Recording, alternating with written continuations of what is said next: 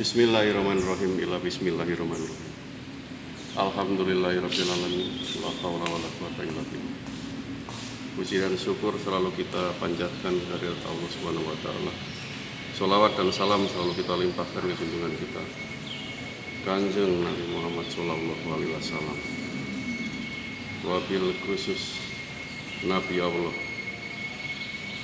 Kanjeng Nabi Sulaiman dan Kanjeng Nabi Khidir alaihissalam, keluarga Rasulullah, Kanjeng Syekh Samsuddin Al-Fakir serta para bini sepuh yang telah mendahului kita. Semoga diberi tempat terbaik di sisi Allah Subhanahu. Jejak-jejak penelusuran para wali Allah, para habaib syekh serta para pejuang kemerdekaan masih terus kami lakukan. Tiba di sebuah tempat yang paling bersejarah yang ada di Nusantara, Museum Pangeran Diponegoro, seorang pejuang yang terkenal dengan Perang Jawa pada saat itu. Beliau adalah salah satu pejuang yang pada saat itu mewarnai perjalanan bangsa ini. Nah, seperti terlihat di sini ya, pemirsa. Lahir di Yogyakarta 11 November 1785.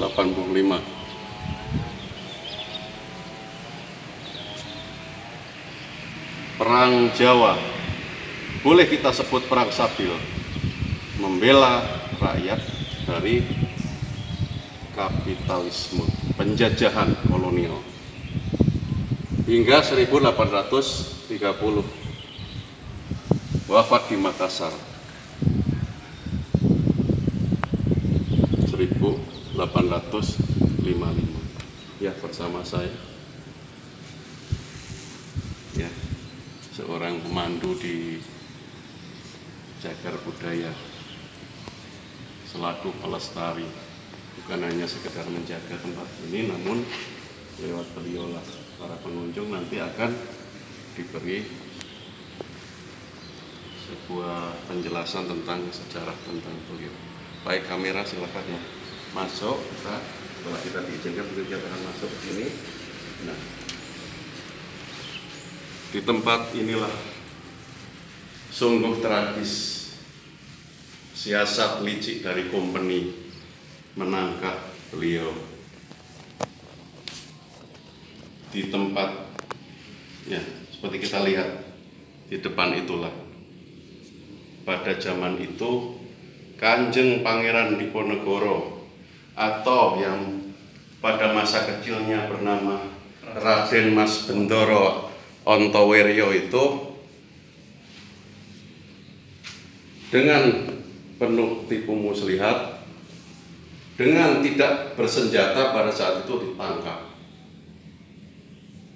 sehingga hingga akhirnya beliau diasingkan di sebuah tempat yang bernama Makassar hingga akhir hayatnya.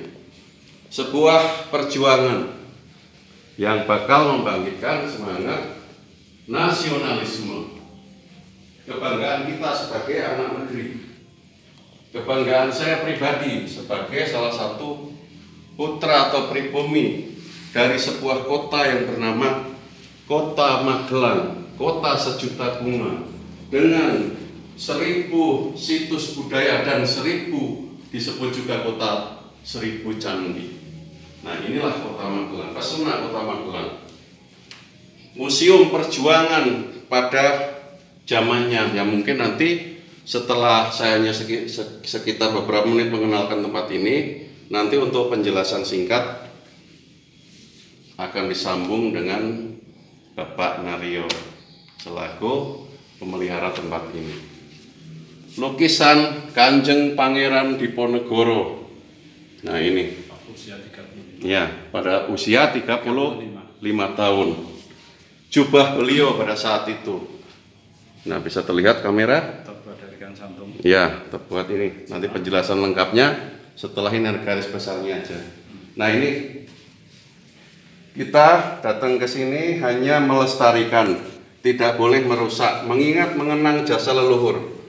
Silahkan kamera dilihat, dilihat di bawah kursi kanan itu, jelas. Silahkan diambil close up. Guratan tangan Pangeran Diponegoro sesaat setelah ditangkap oleh Belanda. Nah, bukti kegeraman diperlakukan secara tidak adil, dianggap ingin berunding, namun kenyataannya dengan tanpa senjata akhirnya ditangkap di ruangan ini. Nah, kita masih berlanjut.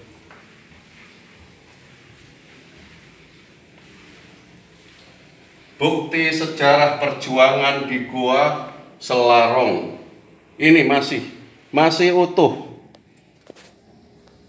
berupa bukit cangkir mini ya, cangkir mini serta kendi yang biasa dipakai untuk cangkir poci kendi. Ya, poci kendi untuk keperluan ya pada saat mungkin tentara perang itu haus mungkin. Nah ini di sini di tempat sholat Kanjeng Pangeran Diponegoro. Nah serta yang paling di ruangan ini yang tidak boleh kita lupakan adalah ini. Silakan kamera di sini. Kitab suci Al-Quran sebagai bukti tentang kepatuhan beliau terhadap ajaran yang kita yakini adalah ajaran yang benar. Serta beberapa lukisan di sini dan tidak kalah menarik juga tempat yang masih lestari asri. Ya, nanti. Tipu daya bermacam-macam cara digunakan hingga akhirnya Belanda itu mematok sebuah patok melewati tanah leluhur. Nah itulah salah satu sebab menjadikan sebuah perang yang disebut dengan Perang Jawa atau Perang Diponegoro. Nah, yang mana sejarah ini pun sungguh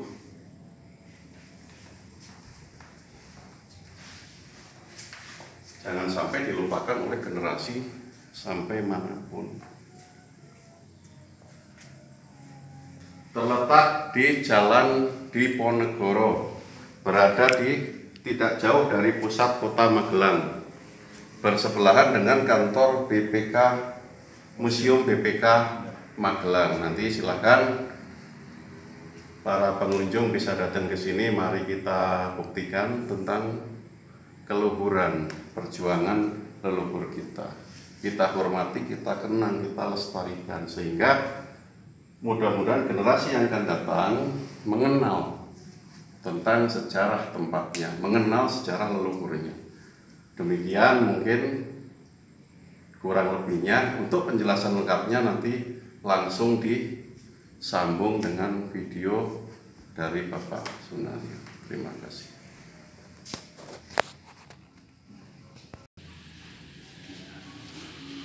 Perlu saya sampaikan, Assalamualaikum warahmatullahi wabarakatuh.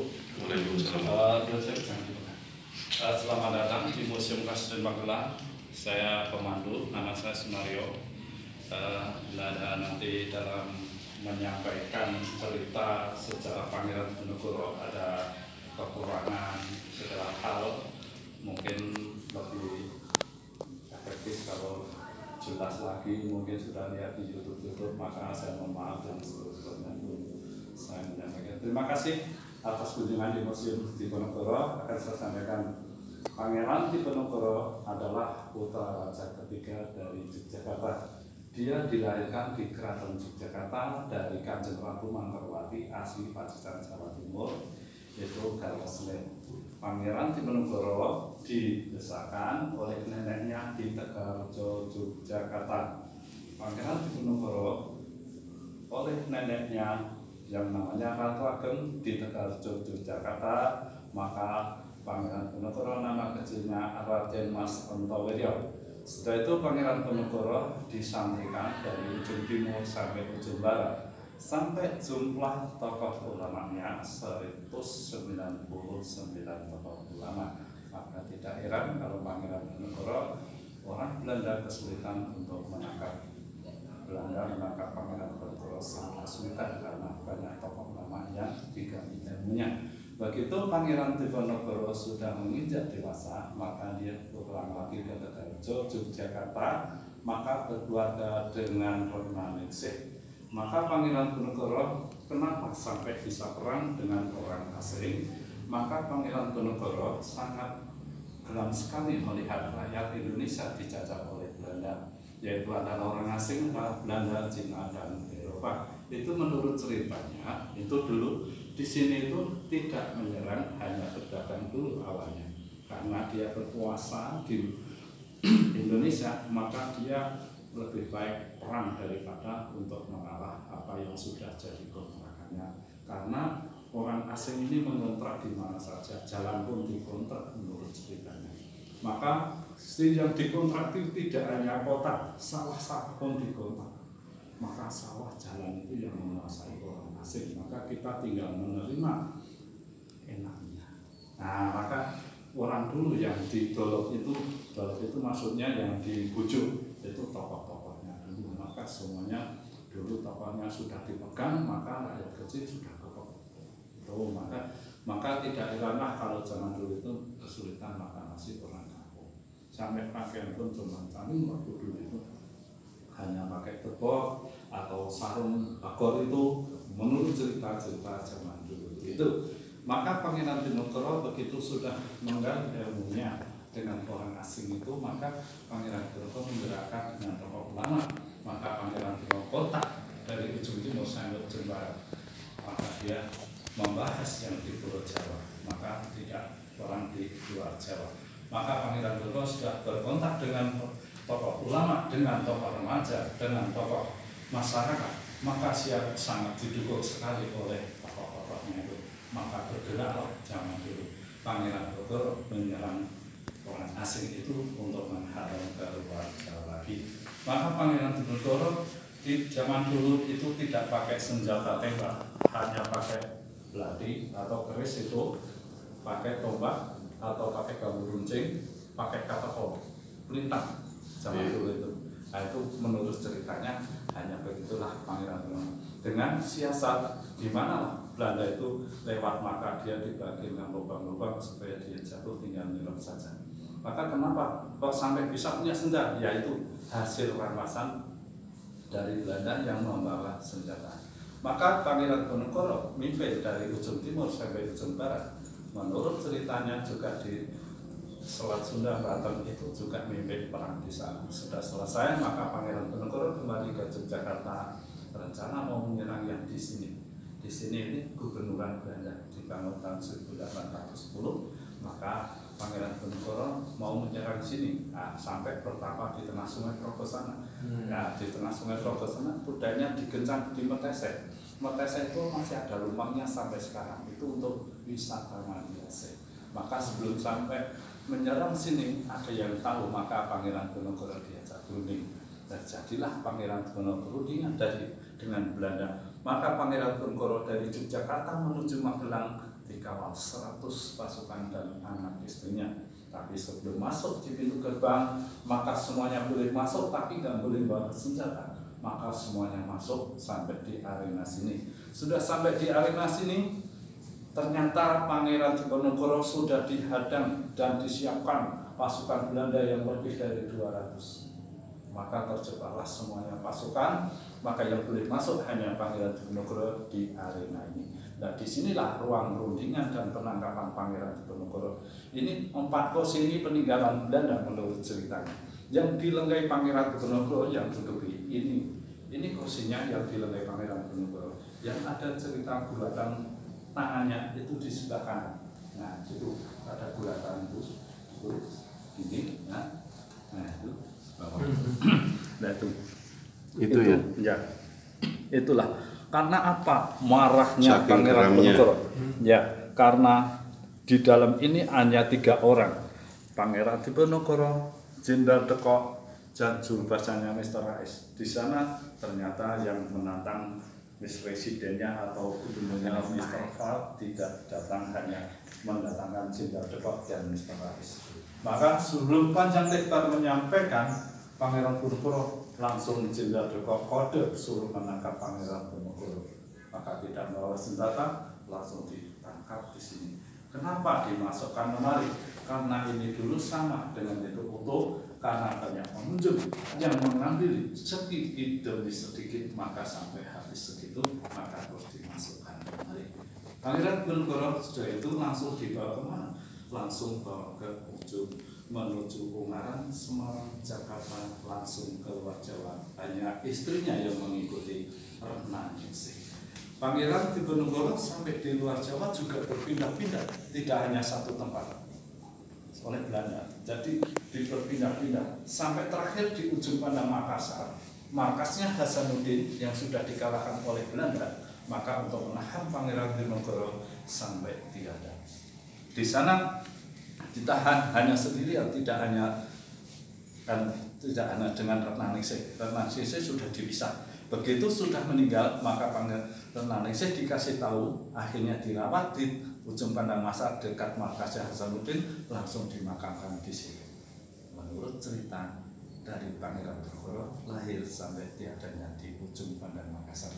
Lah peninggalannya ini Pangeran Diponegoro waktu usia 35 tahun. Ini Pangeran Diponegoro yang melukis Mr. Joget dari Belanda. Ya, ini. Ini jubah terbuat dari kain santung, berasal dari Cina. Tingginya 170. Lebarnya 120. Peninggalan Kanjeng Ya. Pangeran juga. Iya, ini waktu perundingan di sini itu masih dipakai. Begitu mau berangkat langsung diserahkan putronya Mas Junet, langsung bawa ke Jogja sebagai sejarah Museum Diponegoro, maka terus dibawa ke sini. Menurut kalau catatannya saya cari di teks itu, catatannya sejarah Pangeran Diponegoro tidak ada. Jadi tingginya pun tidak ada. Jadi saya baca, saya cari-cari itu tahun berapa bikinnya itu juga nggak ada. Gitu. Nah, inilah jubahnya Pangeran Diponegoro. Begitu bawa ke Jogja, dan terus gimana? Yang tadi itu apa 100 pasukan ada yang berontak? Ada satu orang senopati dari Temanggung. Akhirnya maju tombak oleh Belanda, maka dia bodoh khususnya, maka dia lari naik kuda, meninggalnya di Temanggung. Keluarganya ada yang kesini cerita seperti itu. Jadi punya hanya Pangeran Diponegoro selagi di Gua Selarong, Bantul, Yogyakarta. Ini ada cangkir poci kendi. Ini ada 7 macam minuman, air putih mentah matang, kopi, teh, jahe, dingo pege, dan dadap serep. Jadi ada 7 macam minuman. Teko, koci, ini bisa untuk berapa cangkir kalau Pangeran Diponegoro sedang mengumpulkan tokohnya. Maka tidak hanya untuk 5 cangkir, 7 cangkir, 10 bisa. Kendinya ini selalu dibawa kemana saja, karena ini bisa untuk minum ikut. Pasukannya berapapun, 50, 100, plus kudanya. Terus kalau ini Pak mungkin Pak? Ini tempat sholat Pangeran Diponegoro selagi di Desa Merangkal, Kecamatan Gombong Kap, Kebumen, waktu nyantri dengan Kiai Haji Muhammad Syafi'i. Ini. Nah, kalau itu kitab takrib yang bergelar siasat perang dan hukum Islam, kitabnya Pangeran Diponegoro selagi di Sidoarjo, Yogyakarta. Lukisan-lukisan, ini lukisan Raden Saleh, menerangkan Pangeran Diponegoro sedang di depan rumah dinas ini mau dibawa ke pengungsian, maka dilukis tidak ada yang membawa senjata karena sebelum masuk sudah dilepas semuanya, ini mau dibawa ke pengungsian.